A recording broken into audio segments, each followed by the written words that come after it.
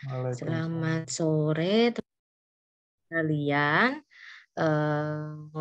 Mungkin ada beberapa ini kalau teman-teman ini saya sebenarnya sudah hafal namanya ya, bukan hafal namanya tapi kadang-kadang mungkin lupa wajahnya seperti apa karena sudah berapa tahun ya nggak ketemu ya teman-teman sekalian seperti itu. Dan kalau misalnya kita akan di jalan atau apa, mohon nanti kalau ini juga apa namanya bisa saling menyapa dan tali silaturahim tetap terjaga seperti itu. Nah, mungkin walaupun kita saling mengenal, tapi saya kenalan lagi ya, saya Ari dulu dari IPA 6 ya, dari 16, kemudian 26 dan juga IPA 6. Saya kebetulan kuliahnya di bidang gizi, tapi disclaimer saja, walaupun di sini saya posisinya banyak makan lebih banyak bicara, tetapi bukan berarti saya yang pengetahuannya lebih banyak dari teman-teman. Jadi kita hanya sharing saja, kita apa namanya berbagi informasi saja seperti itu. Nah, ini saya akan share screen ya teman-teman sekalian. Sampun kelihatan? Sampun, monggo. Oke. Oke. Mohon maaf juga ini di rumah saya sedang ada beberapa ini ya. Nanti malam ada mau kumpulan, jadi kalau ada suara-suara yang agak mengganggu, saya minta maaf sekali seperti itu.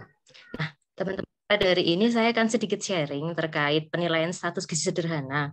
Kemarin memang ngobrol dengan Mas Afrian dan juga Mas Afrian menghubungi saya sempat galau. Galau kenapa? Karena walaupun saya kuliah di bidang gizi, tapi saya bukan seorang expert seperti itu. Jadi kemudian Mas Alfian mengatakan, oh sharing sederhana aja Mbak, dan lain sebagainya. Kemudian, oh ya sudah seperti itu. Dan nanti ada teman-teman lain mungkin yang di bidang gizi juga yang nanti bisa diundang di sharing kati seperti ini. Nah, di sini untuk penilaian status gizi sederhana ini saya hubungkan terkait dengan sekarang kan masih sebenarnya masih masa pandemi COVID-19, cuma memang kasusnya sudah menurun dan sudah tidak ada PSBB dan sudah ada kelonggaran seperti itu. Tapi walaupun begitu ada beberapa implikasi yang terjadi setelah masa pandemi COVID-19 terutama terkait dengan status gizi seperti itu. Nah, di sini kalau kita lihat ada beberapa, sebenarnya saya ambil dari dua penelitian terbaru ya, 2020 dan juga 2021 ini memang secara kumpulan dari banyak penelitian itu didapatkan bahwa pada masa pandemi COVID ini, terutama kemarin waktu setelah kita ada PSBB ya, semacam lockdown seperti itu, prevalensi berat badan, terutama pada anak, kemudian remaja dan dewasa itu bertambah. Nah, kemudian ada beberapa perubahan terkait dietary behavior-nya atau pola makannya. Kemudian food choice-nya pun juga berubah. Jadi beberapa ada yang positif, tetapi banyak juga yang dia negatif. Food choice-nya lebih banyak ke unhealthy food atau makanan-makanan yang dia tidak begitu sehat seperti itu. Contohnya kalau ini kan mungkin ada penelitian di luar negeri yang dia konsumsi dagingnya bertambah, kemudian konsumsi minuman manis dan juga berapa karbohidratnya itu juga bertambah. Kemudian konsumsi makanan yang dia digoreng, kemudian yang manis juga saat lockdown itu meningkat. Selain itu, jumlah makanan yang dikonsumsi juga meningkat. Makanan asin, kemudian gurih, terutama pada wanita itu juga konsumsi meningkat. Nah, selain itu, selain beberapa peningkatan konsumsi makanan, nah ternyata mungkin kita menemui ya fenomena di kemarin karena mungkin adanya PSBB seperti itu, kita tidak bisa kemana-mana itu secara bebas, sehingga kalau kita ingin mengonsumsi makanan tertentu, kita lebih banyak menggunakan jasa delivery makanan seperti itu. Sehingga beberapa penelitian di sini mengatakan bahwa belanja online, terutama makanan itu meningkat dan kebanyakan ini memang yang dipesan adalah makanan yang jenisnya fast food ya, fast food makanan cepat saji atau bahkan yang dia jenisnya junk food. Nah, dari sini kita dapat melihat kalau dari adanya lockdown tersebut, adanya physical distancing, kemudian ada beberapa implikasi dari COVID-19 seperti itu. Kemudian ditambah dengan adanya ketakutan ya terkait COVID dan lain sebagainya, kemudian ada perubahan ekonomi seperti itu, ada perubahan makan, kemudian ada beberapa pengaruh terhadap tubuh, terutama mungkin terkait berat badan ya. Jadi mungkin ada yang gemuk tambah gemuk seperti itu. Nah, dengan adanya orang yang misalnya sudah gemuk, dia tambah gemuk, ataupun yang kemarin kurus, kemudian sekarang menjadi lebih gemuk.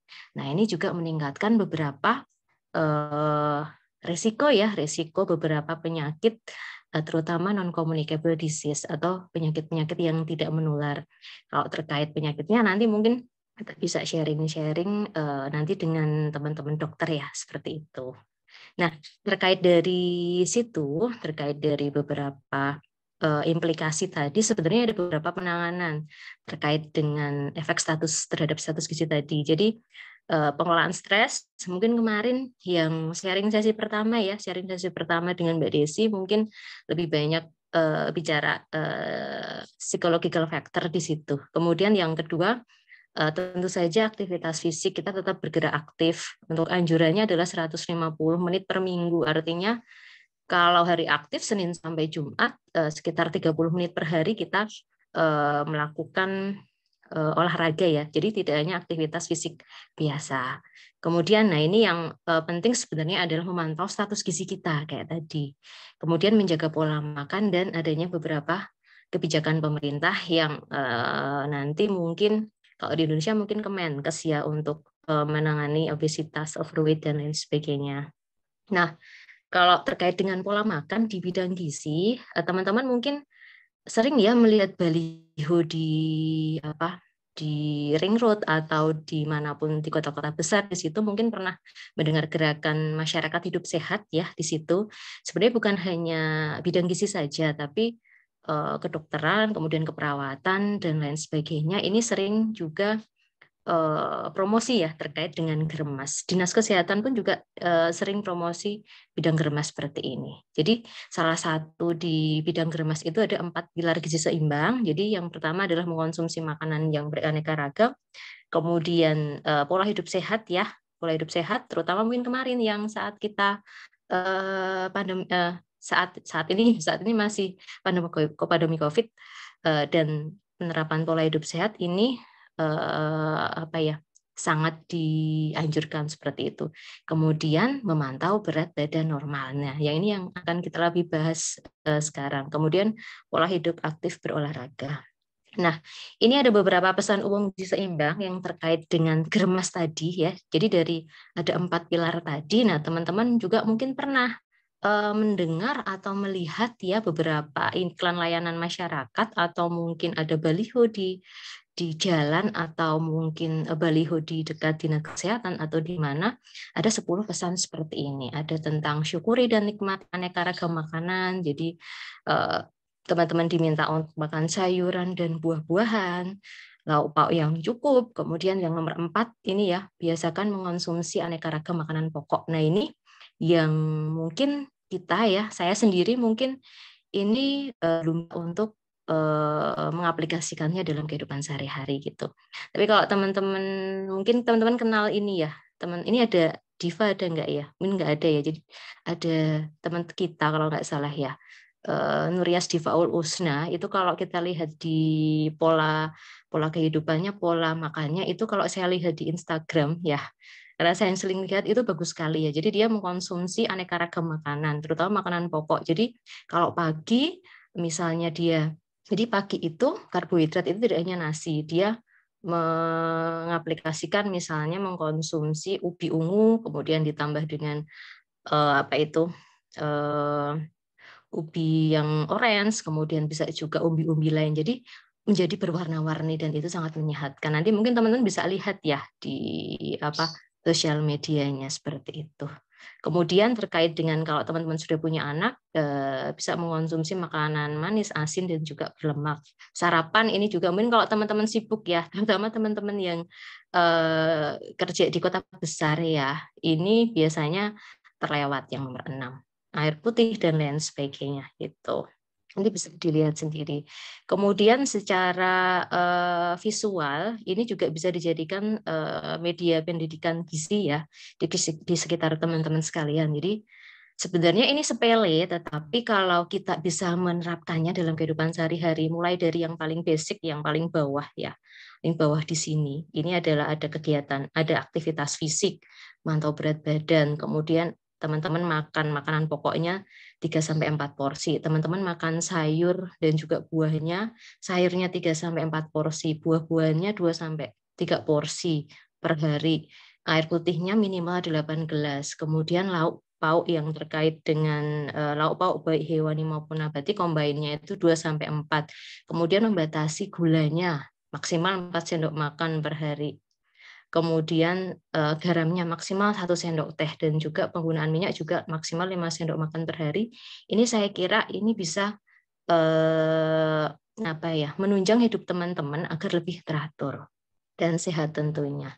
Nah, ini juga bisa dijadikan pola patokan di kehidupan teman-teman. Jadi berapa ya porsi yang harus teman-teman konsumsi. Jadi ada yang namanya piring makanku dalam bentuk visual ya teman-teman. Jadi teman-teman kalau misalnya makan itu kan kebanyakan ukuran makanan pokoknya di sini bisa setengahnya sendiri atau mungkin 3/4-nya. Seperempatnya apa? Seperempatnya hanya lauk. Seperti itu. Jadi kalau dari anjurannya memang dalam ukuran 1 porsi makanan ini, makanan pokok dan juga sayur-sayuran itu porsinya adalah sama. Bahkan sayuran dan buah itu porsinya kalau dalam 1 piring itu adalah 50%-nya sendiri. Sisanya apa? Baru makanan pokok dan juga lauknya. Nah, ini untuk menunjang yang hidup yang geremas tadi, gerakan hidup bermasyarakat. Terutama kalau ini dihubungkan dengan banyak kasus naik berat badan, obesitas dan lain sebagainya. Nah, cuma kalau ini nanti beda lagi ya kalau misalnya kasusnya adalah gizi kurang seperti itu. Nah, dari sana ada beberapa hal yang dilakukan untuk mengatasi naiknya berat badan, kemudian adanya overweight dan obesitas. Nah, dari situ kan kita bisa tahu bahwa memantau status gizi itu sebenarnya penting secara sederhana. Jadi orang umum kan juga bisa memantau status gizi. Nah, pentingnya apa di sini, teman-teman? Pentingnya ya jelas kalau kita tahu status gizi kita secara benar, kita bisa tahu, oh, kita ada masalah atau tidak di situ. Kemudian kita bisa mendeteksi lebih dini resiko penyakit ke depannya seperti apa. Terutama kalau kaitan dengan berat badan, lebih banyak ke penyakit yang tidak menular atau non-communicable disease. Kemudian yang kedua, dari situ kita bisa mengelola kesehatan kita menjadi lebih baik. Nah, cara memantaunya bagaimana? Nah, sebenarnya kalau di gizi itu spesifik ya untuk orang dewasa ada, untuk anak-anak ada, untuk yang remaja ada. Jadi ada beberapa ukuran di situ. Tetapi kalau untuk masyarakat umum paling enggak ya, kita untuk masyarakat umum paling tidak kita bisa melihat berat badan kita berapa dibandingkan dengan tinggi badan kita berapa. Ini juga sebenarnya bisa teman-teman ada beberapa aplikasi ya di Play Store terkait indeks massa tubuh atau body mass index itu bisa digunakan untuk sekedar melihat sebenarnya kita itu posisinya berapa. Kemudian mencek lingkar perut ya secara berkala. Nah, ini sebenarnya nggak perlu dicek menggunakan alat ya, tetapi mungkin bisa dilihat dari ukuran baju yang dipakai oleh teman-teman sekalian, apakah memang naik size-nya atau mungkin turun size-nya atau tetap size-nya di situ. Nah, karena kenapa ini penting? Karena beberapa penyakit non-communicable disease itu lebih banyak disebabkan karena penumpukan lemak yang ada di perut atau visceral fat-nya itu banyak seperti itu. Kemudian, jadi ini mudah sekali ya teman-teman lakukan. Nah, teman-teman bisa menggunakan apapun ya media. Boleh dihitung secara manual, boleh menghitung IMT-nya secara manual, boleh menggunakan aplikasi yang sudah banyak, boleh juga menggunakan kalkulator yang ada di beberapa website kalau nggak salah ya, banyak sekali di sini. Cuma mungkin teman-teman akan menemukan beberapa ini yang berbeda ya teman-teman. Jadi kalau nggak salah ini apa ukurannya. Jadi ada yang mengatakan kalau ukuran normal itu dari 18,5 IMT-nya sampai 22,9 kalau Asia Pasifik kalau nggak salah. Kalau yang dipakai oleh di Indonesia ini lebih tinggi. Jadi yang normal itu sekitar 18,5 sampai 25. Untuk yang tergolong gemuk 25 sampai 27. Kemudian kalau gemuknya berlebihan artinya kita sudah obesitas, biasanya angkanya adalah 27 ke atas seperti itu. Nah, nanti teman-teman bisa cek sendiri IMT-nya teman-teman berapa berdasarkan kategori yang diberikan oleh pemerintah Indonesia seperti itu. Nah, selain itu teman-teman juga bisa ngecek lingkar perut teman-teman sebenarnya berapa di sini ya. Terutama sih kalau yang bukan agak urgent ya, yang biasa problem yang biasa terjadi ini pada laki-laki. Nah, coba teman-teman lihat setelah teman-teman lulus SMA, lulus kuliah, kerja, menikah, terjadi kenaikan nggak pada lingkar perutnya, terutama mungkin pada teman-teman yang laki-laki. Kalau yang wanita mungkin kenaikan lingkar perutnya bisa karena selain karena naik berat badan juga karena hamil menyusui. Jadi secara fisiologis mesti naik kalau perempuan, tapi kalau laki-laki mesti ada kenaikan rata ya, tapi tidak semua. Nah dari situ ada batasannya teman-teman. Jadi kalau teman-teman nanti bisa ngitung lingkar perut, dilihat kalau teman-teman yang wanita, kalau lingkar perutnya itu sudah lebih dari 80 cm, harus waspada. Kalau pada teman-teman yang laki-laki, kalau dia sudah lebih dari 90 cm, nah itu juga harus waspada. Apalagi kalau nanti sebenarnya ada pengukuran lingkar panggul juga ya, lingkar panggul. Jadi ada lingkar perut dan lingkar panggul. Kalau rasionya itu tinggi, nah, nanti ada beberapa risiko dia bisa ya, bukan akan menjadi, tetapi prediksi. Kalau lingkar perutnya besar, risiko untuk beberapa penyakit non communicable disease itu juga lebih besar. Itu ya. Terus, nah ini sebenarnya kalau kasus obesitas sentral yang terkait dengan lingkar perut ini sudah mulai banyak ya di Jogja, di data Riskes itu juga mulai banyak, apalagi di data nasional. Itu jadi sudah bergeser ya. Kemudian caranya gimana, alat dan lain sebagainya yang digunakan bagaimana ya, teman-teman ini saja apa, kalau memang teman-teman punya timbangan ya timbangan itu dimanfaatkan. Kalau memang mau timbangannya benar ukurannya ya dikalibrasi bisa. Tapi kalau memang tidak perlu dikalibrasi juga nggak masalah seperti itu. Itu teman-teman bisa menggunakan ini ya berbagai macam kalkulator BMI atau kalkulator IMT untuk melihat perbandingan berat badan dan tinggi badan. Terus kalau ini hanya ini ya pengukuran berat badan dan tinggi badan dan juga penggunaan alat. Jadi teman-teman bisa pakai alat yang ada apa di rumah. Kalau misalnya teman-teman pergi ke fasilitas kesehatan, ada timbangan di situ, teman-teman bisa nimbang, bisa mengukur tinggi badan seperti itu ya. Kemudian pengukuran lingkar perut di sini sebenarnya bisa dilakukan oleh teman-teman sendiri asal teman-teman punya semacam medline ya atau apa ya kayak ukuran itu loh meteran baju itu juga bisa teman-teman gunakan untuk mengukur lingkar perut teman-teman. Atau kayak contohnya tadi kira-kira size dari celana teman-teman atau rok teman-teman itu bertambah atau tidak. Kalau dia bertambah berarti ada warning di sini apakah berapa tambahnya gitu dibandingkan dengan bulan lalu berapa. Kalau teman-teman punya alat untuk mengukurnya itu akan lebih baik sehingga memang bisa termonitor setiap waktu ya. Nah, ini ada beberapa referensi yang saya gunakan, nanti teman-teman bisa baca-baca di situ terkait dengan status gizi dan juga ini mungkin obesitas di kala COVID-19 seperti itu. Oke. Begitu mungkin Baik, teman-teman ya, sekalian sedikit ya ya, sharing dari saya. apa luar Terima biasa. kasih. Terima kasih loh, Mbak Ari. Memang ini tadi Mas Fatan Lutfi juga bilang tuh di chat kalau nggak salah dia bilang pas ini materinya ini yang ikut bapak-bapak yang lingkar perutnya udah mengkhawatirkan semua ini.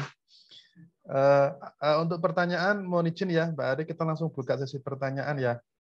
Sebelum tak lempar ke Oke, peserta, saya mau tanya dulu deh. Terkait dengan tadi oke. yang list terkait dengan pesan umum gizi seimbang tadi kan ada nomor 7 itu biasakan minum air putih yang cukup dan aman ya. Eh, saya tertarik dengan Oke. kata aman sih Mbak. Maksudnya dalam aman di sini gimana ya Mbak Ari? Ya, kalau mungkin itu sifat ya memang cara kita sendiri ya. Kita tidak bisa ya mengetahui di situ ada bakteri atau tidak dan lain sebagainya. Tetapi aman ini kalau kita minumnya memang dari air, sumbernya adalah air sumur atau mungkin air pump, kalau dimasak sampai dia mendidih, saya kira itu sudah masuk dalam kategori aman.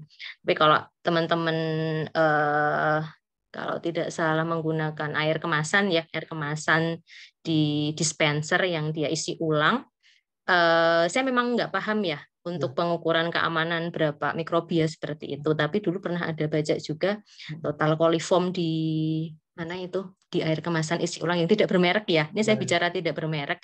Itu memang harus dilihat ulang. Kenapa? Karena dilihat galonnya bersih enggak dulu. Oh ya. Galonnya yang dipakai isi ulang bersih enggak dulu. Cek, Nah cek. itu kemudian di tempat isi ulang itu juga higien sanitasinya bersih enggak dulu. Itu yang perlu Oh, dilihat. Tapi kalau mungkin teman pakai pakai minuman isi ulang, bukan isi ulang ya, saya nggak paham ya. yang Yang aqua gitu ya, aqua atau ya. itu yang bukan isi ulang biasa, saya Ya, kira nggak masalah ya, seperti ya. itu. Kalau Lagian dari kan orang Indonesia sistem imun udah kayak ya, kebal ya. ya, ya, ya sih, benar sih. Gitu. Kalau terkait dengan kuantitas, Mbak Ari, kan sekarang ini kan kita Yeah. banyak terekspos informasi bahwa minum air putih yang banyak gitu ya. Apakah terlalu banyak minum air putih itu juga berbahaya? Maksudnya kadang-kadang kita karena pengen minum yang banyak, terus nggak terkontrol nih minum. Apakah itu berbahaya, Mbak Ari? Menurut Mbak? Bahaya bagi teman-teman yang memang ada gangguan pada ginjalnya Hmm, seperti itu. oke, oke. Tapi selama tidak ada gangguan pada ginjalnya, saya kira aman Aman ya. dan tidak dikonsumsi eh, ini ya. Kalau dia tujuannya adalah untuk hidrasi biasa dan bukan untuk diet, Hmm. sebaiknya untuk minum memang dianjurkan tidak bersamaan dengan waktu makan. Jadi diberikan jeda Oh seperti itu. gitu. Atau kalau misalnya teman-teman minum sebelum makan kan teman-teman akan kenyang dulu ya, kan Betul, kenyang betul. duluan. Terutama kalau pada anak-anak. Kalau pada anak-anak tujuannya adalah mengangkat berat badan, Oke, anak jangan diberi minum dulu oke, sebelum oke. makan Oh, seperti itu. Tapi iya. kalau memang tujuannya untuk diet, Oke. silahkan itu nggak masalah. Oh, Itu siap. Makasih Mbak Ari. Yang kedua dari saya lagi. siap. Jadi tadi yang piramida tadi yang ada apa namanya olahraga, kemudian ada makanan pokok gitu. Dan kita harus menjaga konsumsi garam itu kan 1 sendok teh sehari ya. Kalau tidak saya tidak keliru ya. 1 sendok Iya, teh itu apakah termasuk dihitung eh, termasuk garam yang ada dalam lauk pauk, Mbak? Karena kan gini, kalau kita makan, kalau kita sebagai pekerja ya, artinya kita berangkat pagi, ternyata di rumah ternyata kan belum sempat sarapan, kita beli sarapan di warung gitu ya, nasi rames. Siang juga kita beli makanan di luar, nasi rames juga. Kalau nanti lembur ya paling sore juga kita beli lagi. Berarti kan sebenarnya ada tuh garam yang terkandung di dalam lauk yang dimasak oleh para penjual itu kan. Nah, apakah 1 sendok teh itu ya. termasuk di dalamnya itu, Mbak? Sudah termasuk. Jadi kita tidak bisa memprediksi kalau gitu ya. Kalau kita jajan di luar kita nggak bisa memprediksi berapa jumlah garam yang kita konsumsi. Hmm, Tetapi kalau kita memang makanan dari bangun tidur sampai kita mau tidur itu makanannya memang dari rumah, itu akan sangat bisa diprediksi. Nah, oh, itu exception ya Mas Afri. ya. Kalau teman-teman memang banyak mengonsumsi makanan di luar, maka risiko untuk mengonsumsi garam lebih dari 1 sendok teh per hari itu memang lebih tinggi. Apalagi teman-teman mungkin nggak sadari ya, sebenarnya yang berbahaya memang bukan garamnya, tetapi lebih ke kandungan natrium. Natrium pun manfaatnya sangat banyak, tetapi kalau memang berlebihan dia juga berbahaya seperti itu. Nah, teman-teman mungkin nggak sadar kalau teman-teman ke makan bakso sudah ada Ya, ya, ya. monosodium glutamat itu ada natriumnya. Kemudian tambah garam meja kalau kurang asin. Terus teman tambah kecap. Di dalam kecap ada Ya, lagi. ya. Teman-teman pulang, maaf ya, saya sebut merek. Teman-teman pulang beli semacam citato, ada lagi. Teman-teman tambahin lagi apa ya? Apa sih ya yang asin-asin itu? Kayak Lay's seperti itu. Tambah lagi. Minuman kemasan Nah, juga ada ya seperti kalau itu nggak sebenarnya salah nggak ya. bisa. Di Minuman kemasan. minuman kemasan, iya ada juga minuman kemasan. Jadi sebenarnya kemarin ini mau sharing terkait ini pembacaan label makanan, Mas. Ya, Jadi ya. mungkin teman-teman gizi lain bisa itu kayaknya juga lebih menarik ya kita bahas ya. Jadi kita melihat label makanan. Oh ini berapa ini? 2000 kilokalori. Ini ada berapa persen? Ini natriumnya sekian. Jadi kalau saya konsumsi ini 2 botol, berapa saya konsumsi natrium itu nanti juga bisa dibahas Oh, menarik. ya, ya. Gitu. Kalau dikonversi Tuh. 1 sendok teh itu berapa gram ya, Mbak? 1 sendok teh ini apa namanya garam maksudnya Ya, ya, betul, garam. kita 5 graman kalau nggak salah. Ya, oke. Berarti kalau kita Iya, makan snack itu gitu. kalau dilihat natriumnya berapa gram itu kita tinggal tambahkan ya. Kalau sudah sampai 5 Eh, gram berarti sudah kalau satu. natrium beda lagi. Oh, beda lagi. Kalau natrium beda lagi. Jadi dalam 1 sendok teh itu sekitar 2000 miligram natrium. Gitu. Jadi 2000 sehari itu kita kebutuhan plus minus ya sekitar 2000 miligram itu natriumnya plus ya. minus. Gitu. Oke, baik. Jadi natriumnya berbeda dengan garam seperti Siap, itu. siap, siap. Ini ada Mbak Baik. Edi. Iya, iya, ada Mungkin Mbak bisa Eka. share. Ya. Baik, Kak mau sharing. Nanti dulu ya, aku mau bacain pertanyaannya Mas Mbak Lutfi Eka, dulu nih. Mas Fatan Lutfi. bentar ya. Kebetulan saya memang gendut. Ya, di sisi lain, cukup rutin cek gula, kolesterol, dan lain-lain, dan so far angkanya masih aman. Apakah tetap harus segera tobat? Mohon arahannya, Mbak Ari. Yang kedua, mau diet ngurangi karbo tapi punya GERD. Nah, itu gimana cara mengatasinya, Mbak Ari?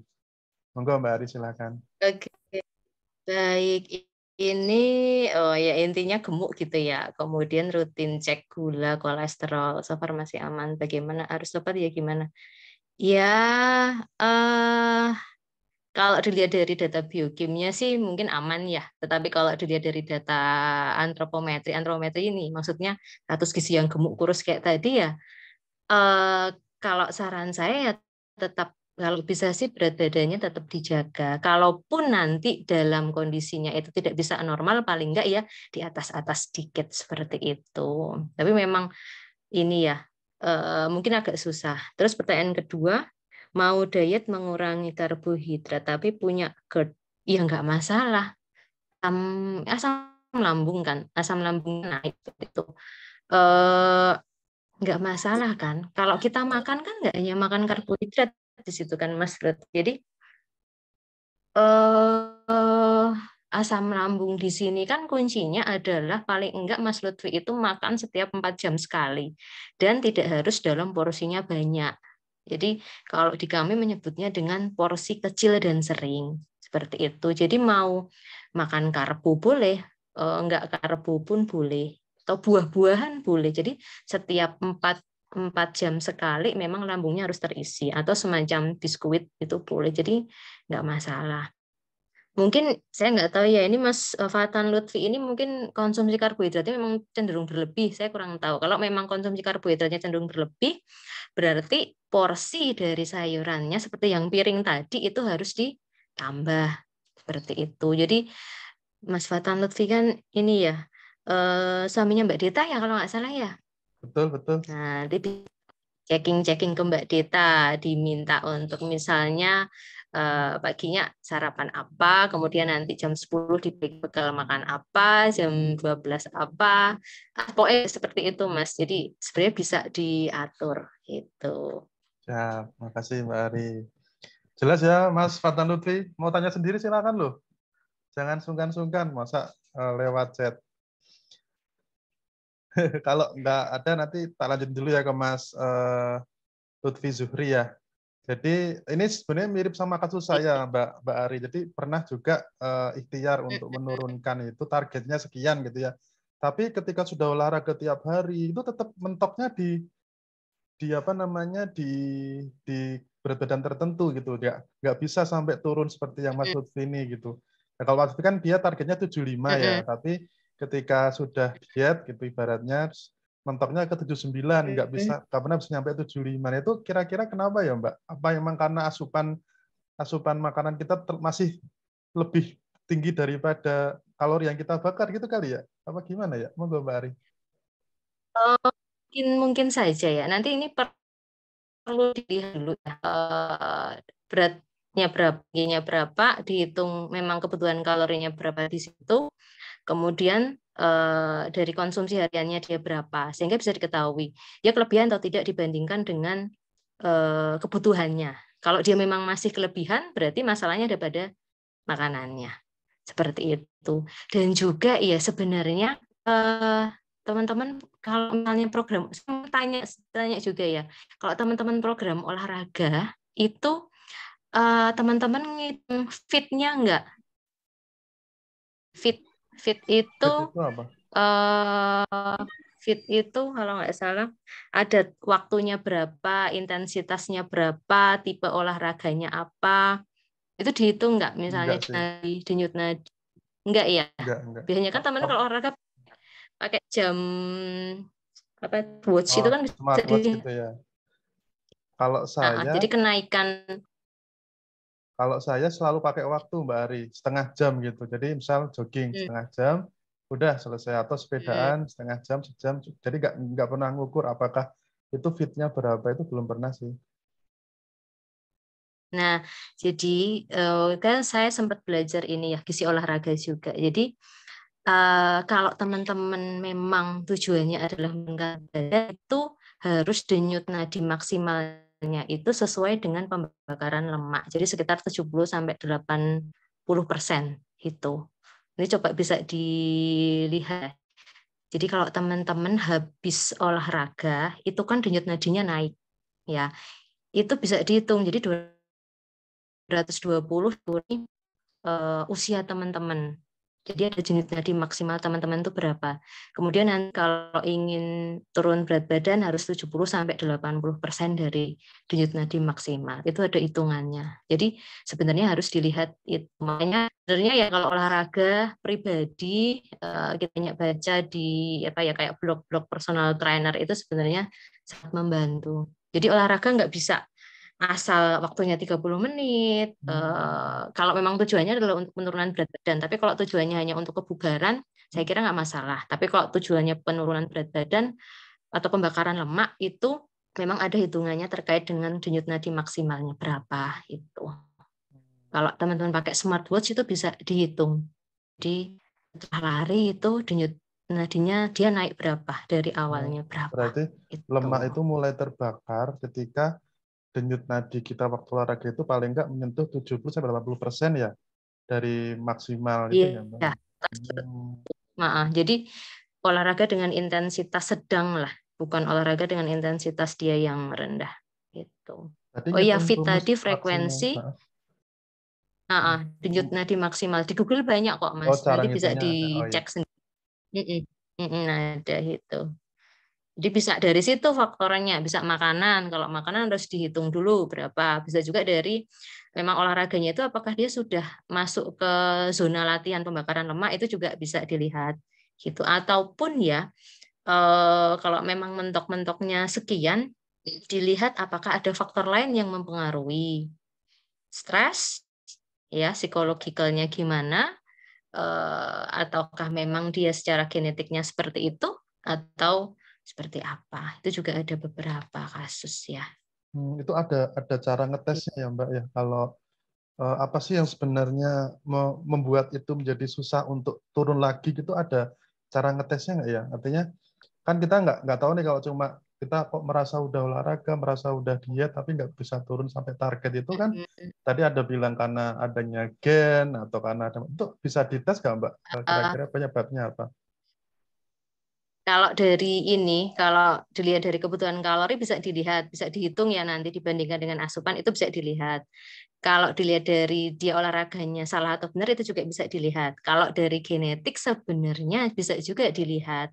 Ada pemeriksaan, kalau nggak salah ada pemeriksaan gen. Jadi pada orang-orang tertentu, memang dia kalau misalnya sih diberikan diet rendah kolesterol atau rendah kalori, dia nggak bakalan turun-turun karena memang dia yang ada namanya resisten apa ya, saya lupa namanya. Jadi memang gen itu tidak cocok dengan diet itu, seperti itu. Namanya istilahnya personalized advice nutrition apa ya, saya lupa di situ. Jadi ada pemeriksaannya. Ya, Jakarta ya. ada kok Mas. Siap, siap. Seperti itu. Jadi Ya. teman-teman tuh bisa meriksa gen apa, kemudian dilihat resikonya ke depannya apa, gen-gen seperti ini, resiko penyakitnya apa. Terus pada gen ini, misalnya dia pakai diet ini, cocok enggak, itu juga bisa dilihat. Itu bisa. Di Prodia kayaknya udah ada, Mas. Ada enggak? Itu gitu. Oh, siap, siap. Ya, Tersun sekitar berapa informasinya. juta gitu. Berapa Ada. juta? Siap. Mas Enggak. Lutfi, ada yang mau Ada sih. ditanyain langsung, Ya, tapi silakan Mas Lutfi. Ayo free bareng nih dia. Bayari ya. Aduh, yakin saya. Soalnya pernah dapat ini apa seminarnya. Jadi kita tuh bisa lihat kita itu kemungkinan. Jadi menurut gen kita kalau diet ini cocok nggak? Kayak ada orang hipertensi, dia sudah mengurangi garamnya banyak sekali, tapi nggak turun-turun. Nah, ternyata dia itu tidak sensitif pada garam gitu. Jadi dia lebih cocok menggunakan diet apa itu juga bisa, olahraga juga bisa itu. Ya, makasih infonya. Teman-teman yang lain, monggo loh. Ada Mbak Nur Hayati, Mas Lutfi Zuhri, Mas Iqbal, Mbak Eka, Mbak Sinta, Mbak Evi, Mbak Anissa, dan Mbak Jadi, Wiwin. Mbak Eka mau nambahin nggak, Mbak Eka? Silakan loh. nah Mbak Eka bisa nambahin Mbak Eka. Ini yang mau nanti karena dia tuh personal ya, nanti bisa lanjut konsul ke Mbak Ari secara personal. Oh gitu. Nice nutrition yang kemarin ya Mbak Eka. Pernah ikut yang Mas Hari nggak? Oh, yang ini Rio juga ya? Rio 2000 Rio 2006. 2006. Itu juga Hati expert di situ. banget itu. Jadi mereka udah belajar terkait genetik, Mas. Jadi sekarang itu kalau kita bicara diet itu nggak bisa pukul rata. Satu orang satu diet Setuju. diberikan ke semua orang nggak bisa. Ya, ya. Itu. Betul, setuju saya itu. Baik, ada lagi monggo yang mau sharing juga monggo loh. Mbak Wiwin kayaknya rajin olahraga nih Mbak Wiwin nih. Halo Mbak Wiwin.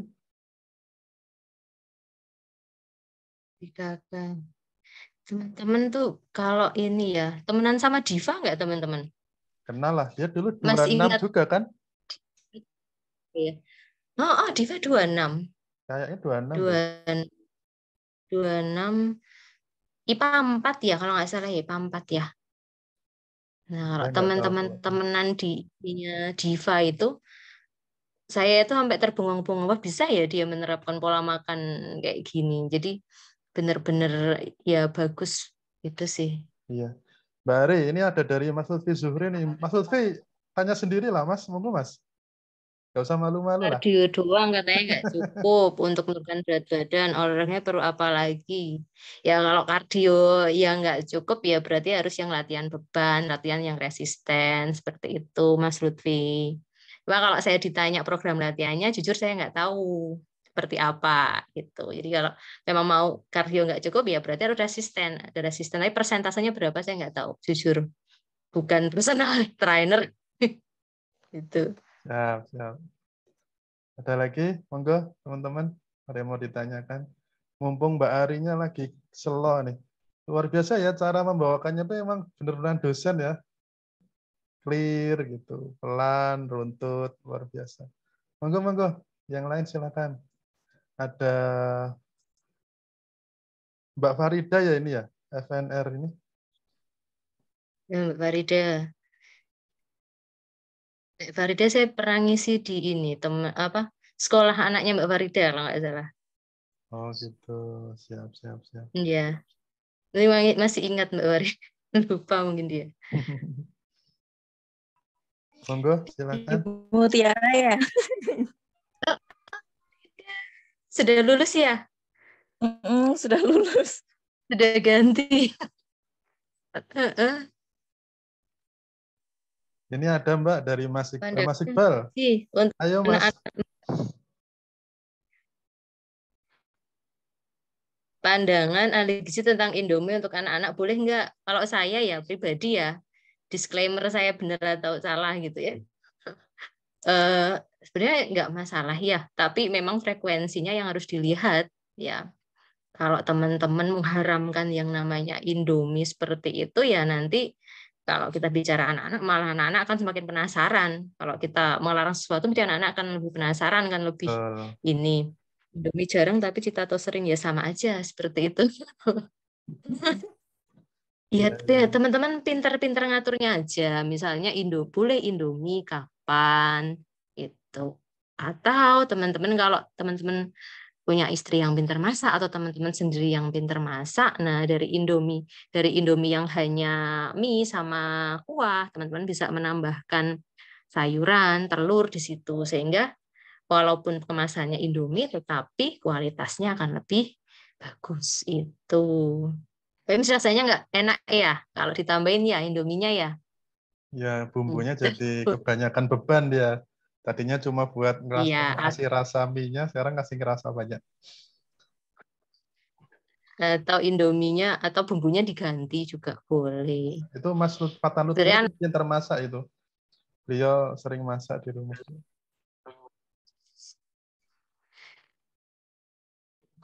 Monggo, yang lain ada lagi?